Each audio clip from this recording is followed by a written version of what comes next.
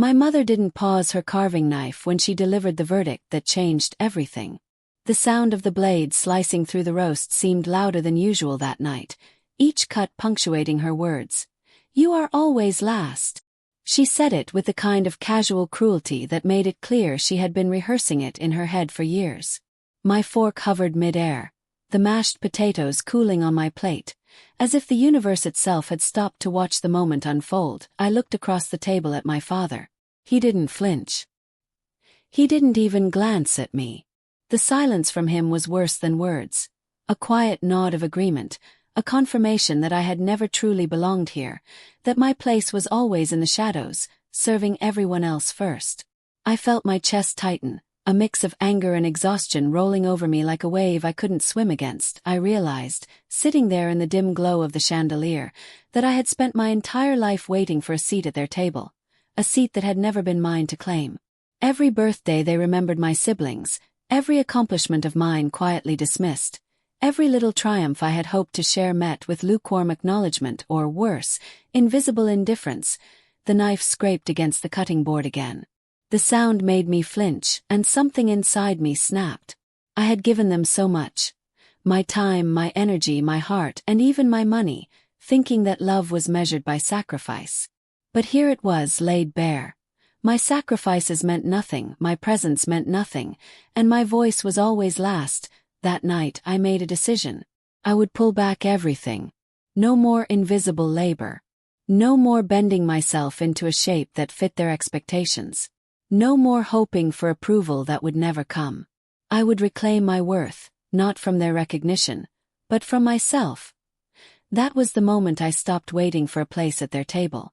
But the universe wasn't done testing me yet. The ranking system started long before that dinner. I just hadn't named it yet.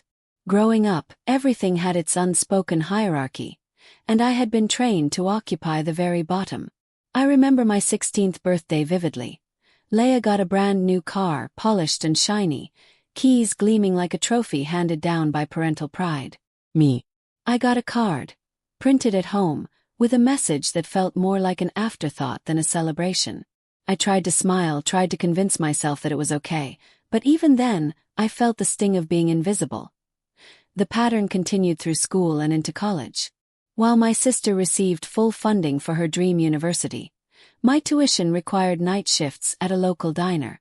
I'd come home with the smell of fries clinging to my hair and the hum of fluorescent lights still buzzing in my head, only to see Leia with checks in her hands, already planning her next trip or designer purchase. There was a photo taped to the break room fridge at my job, my tired reflection staring back, framed by greasy metal walls, while my sister's glossy vacation pictures covered the living room mantel. I remember standing at the edge of family photos on the wall, carefully avoiding the gaze of my mother's favorites. I could trace the way she smiled, always brighter for Leia, always smaller for me, as if she had learned early how to ration affection and leave scraps for the rest. Graduation day was the cruelest punctuation. I walked across the stage alone, my engineering degree clutched like a lifeline. My parents, they were at Leia's baby shower, celebrating another milestone that, somehow, always seemed more important than mine. The applause for my achievement was quiet, friends and distant relatives, but not from the ones I had wanted most. Each small cut, the overlooked birthdays, the missed recognition, the subtle prioritization, accumulated into a deep wound I could no longer ignore. I realized that this was not just neglect or carelessness. It was deliberate, a system where my value was measured against someone else's, and I was always coming up short. And yet, despite the repeated hurts, I began to notice something else. Each time I picked myself up, each time I persisted despite the quiet dismissal, I grew a little stronger. Every night shift, every solo graduation, every ignored birthday was teaching me resilience in the face of indifference.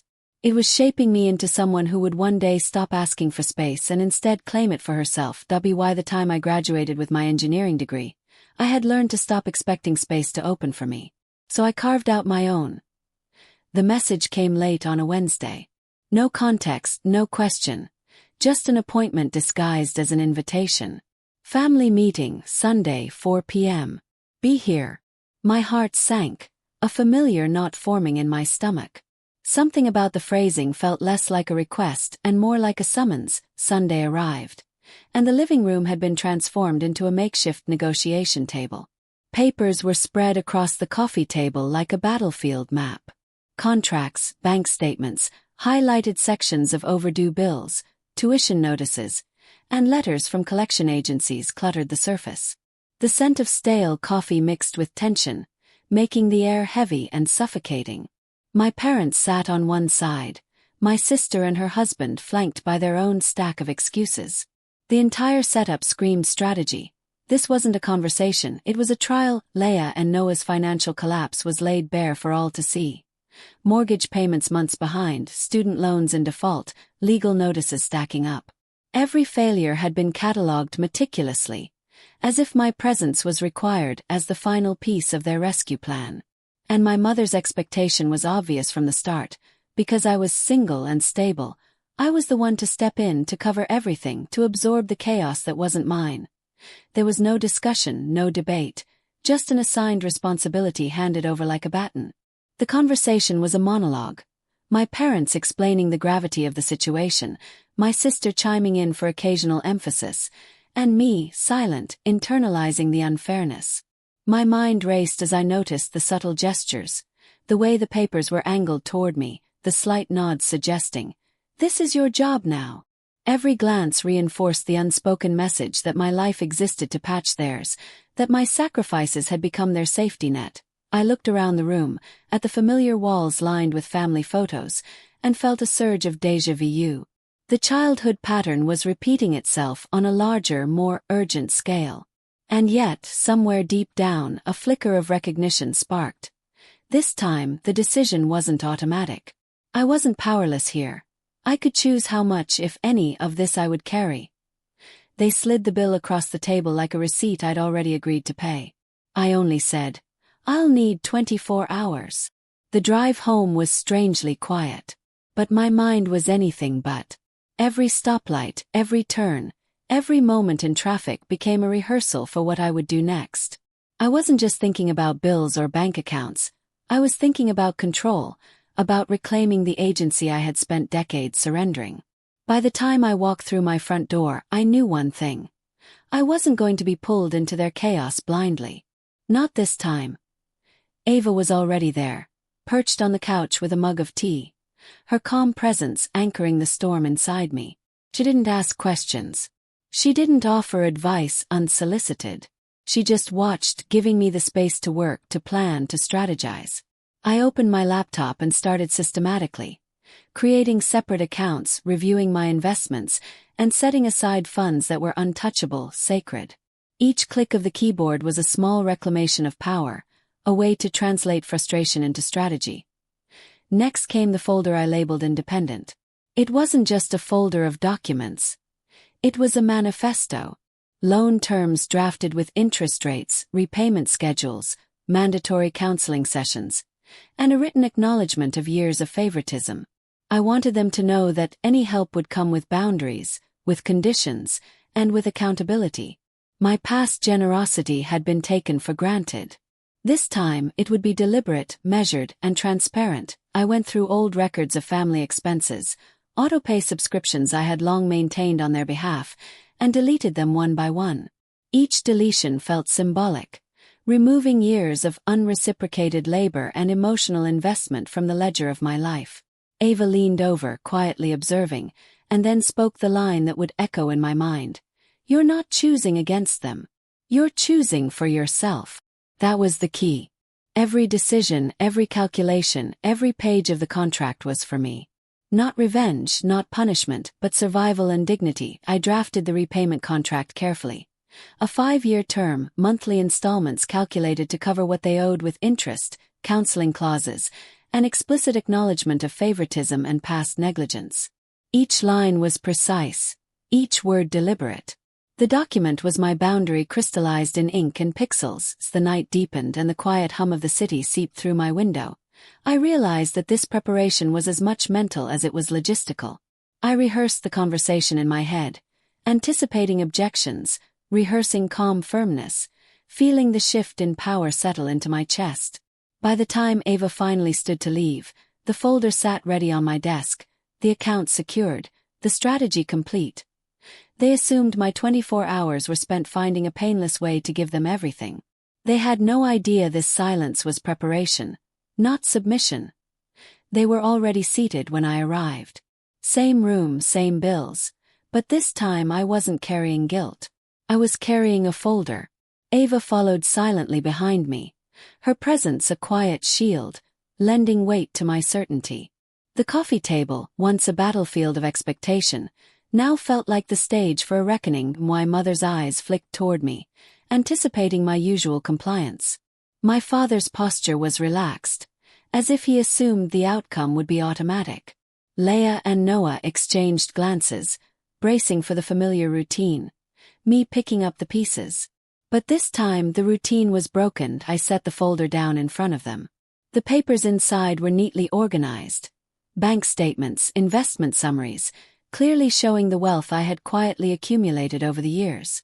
The room went still. I could see the shock ripple across their faces. "You never asked," my mother whispered, the disbelief tasting bitter even as she said it aloud. I opened the folder, spreading the contract in front of them. I presented the terms one by one. A 5-year repayment plan with interest, monthly installments clearly laid out. Mandatory therapy sessions for Leia and Noah. Documentation to acknowledge past favoritism and the emotional labor I had carried silently. I explained each clause calmly, deliberately, anticipating the resistance and holding my ground. "This feels cruel," my mother said, voice trembling, trying to mask the recognition of what she'd taken for granted. "It feels fair," I replied, my voice steady. It was the first time I had said it out loud to them, and I meant every word. I wasn't punishing them. I was reclaiming my own boundaries, asserting my worth, and finally making them accountable. My mother's eyes narrowed, suspicion and confusion mixing into anger. "You really won't help unless we agree." I leaned back slightly, the weight of the years behind my eyes. I said good to know at Thanksgiving. I meant it. Silence settled over the room like a heavy curtain. Every glance, every shuffled paper, every shallow breath reflected the shock of confrontation. They had expected compliance, groveling excuses. Instead, I had brought clarity and boundaries, and they had no script for this version of me. I pushed the pen across the contract toward them, a symbolic gesture of responsibility paired with empowerment. I had done my part, laid out the terms, and made it clear that consent was required on their side. My role wasn't to bail them out blindly anymore. It was to ensure they understood the cost of neglect, favoritism, and assumptions. Ava gave a subtle nod from the doorway, a quiet encouragement that this was right, this was necessary. I took a deep breath, feeling a sense of release I hadn't known in years. The room stayed frozen, the air thick with tension, while I gathered my coat and turned toward the door. "You have 24 hours. The same time you gave me." Behind me, the room stayed frozen as I walked out. 6 months passed before I walked back into that house. Not for a crisis, for healing. The tension that had once weighed so heavily in every corner had softened. I was no longer the invisible bottom of a hierarchy, but a presence that demanded acknowledgement, quietly but undeniably. The changes were subtle at first. Loan payments arrived on time, methodically, without reminders. Leia and Noah's spending became deliberate, cautious. They were learning responsibility in ways that had previously been foreign to them. My parents, too, were shifting. Sessions in therapy slowly thawed years of denial and defensiveness. One afternoon, my mother finally said what I had longed to hear. "We didn't see you." It was not an apology wrapped in excuses, but a recognition of years of oversight. My father's tears followed shortly after, his stoic facade finally breaking when he allowed himself to believe in the weight of their past neglect. Back in my own space, life had also transformed. My apartment felt lighter, brighter, with tall windows letting in the morning sun. Slow Sundays became rituals. Ava reading on the couch while I cooked breakfast, the smell of coffee and toast filling the room. I could move through my days unburdened by invisible expectations, with the freedom to prioritize joy without guilt. In the kitchen drawer, I kept the folder of loan statements, neatly organized, each page a symbol that fairness had replaced chaos. It wasn't just about money, it was about boundaries, accountability, and a reclamation of my life. I could glance at it and remember that empowerment didn't come from rebellion or bitterness, but from deliberate strategic choice. The therapy sessions had taught all of us that acknowledgement and responsibility were the real currency of family. My parents were learning that they couldn't assume compliance anymore, that love and support had to be mutual, or it wasn't real at all. And I was learning finally that my worth wasn't defined by their recognition. It was defined by my own courage to claim space and demand respect. 6 months later, I was lighter, not just in body or possessions but in spirit. The patterns of the past no longer dictated my choices.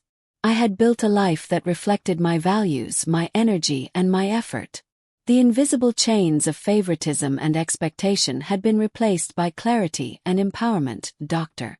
Miriam said it best. You changed the ground beneath them. And for the first time I was standing on solid earth too. Driving home, evening lights stretched across the road. My apartment waited, quiet, warm, mine. The keys rested on the table, a small, satisfying reminder of independence. An echo of Leia's shiny car keys years ago, now mine in intent, not comparison.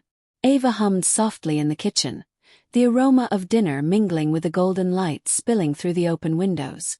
The city outside pulsed gently, a world moving on, indifferent, yet somehow in rhythm with the new life I had built for myself. I sank into the chair at the table, tracing the smooth edges, and thought about the journey that had brought me here. The countless meals where my presence was overlooked, the birthdays eclipsed, the college fund diverted elsewhere, the unpaid night shifts, the relentless expectations. Each memory weighed like a ledger I had long carried on my back. Yet it was that very weight that had propelled me to finally carve out my own space. Families don't always change because they want to. Sometimes they change because someone stops carrying the weight for them. The boundaries I had set, the contract, the folder of proof, it wasn't vengeance.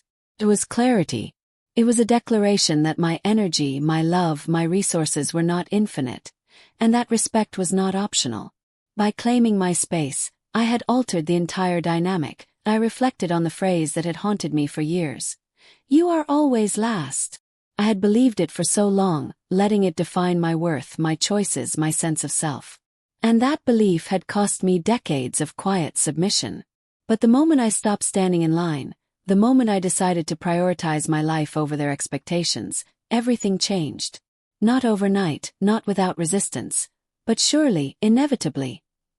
Ava placed a steaming mug of tea beside me, a gentle reminder that some of the best parts of life are shared, chosen, and earned.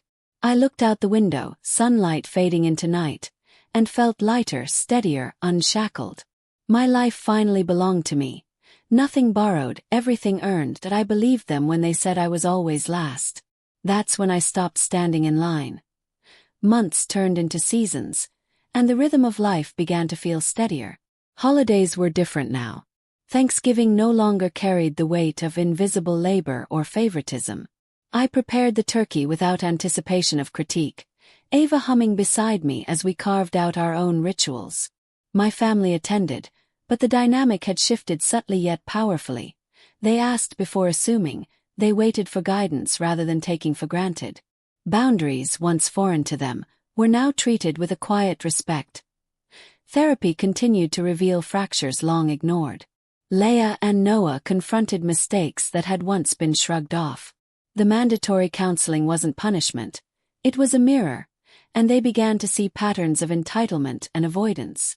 My parents, slowly but undeniably, started to acknowledge their oversight.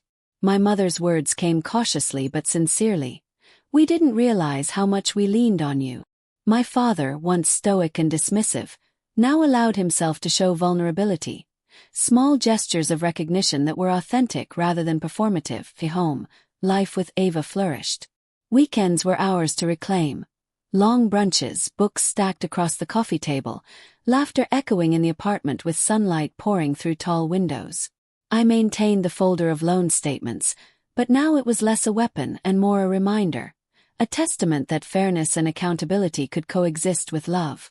The act of keeping track was not bitterness but empowerment. I noticed changes in myself that had nothing to do with money or contracts. I rested without guilt, said no without apology, and felt confident in the quiet power of self-possession. When my family requested help, it came through conversation and mutual agreement, not assumption. The past hierarchy, the invisible rankings that had once defined my worth, were now irrelevant. And I realized something profound. Families don't always change because they want to. Sometimes they change because someone finally refuses to carry their weight unilaterally. The person who learns to stand firm, to honor their own limits, shifts the entire ecosystem around them. And in doing so, they reclaim themselves, their peace, their life that I believed them when they said I was always last. That's when I stopped standing in line. And for the first time I could move forward without waiting, without leaning, and without compromise. Everything I had earned, time, respect, love, was finally mine.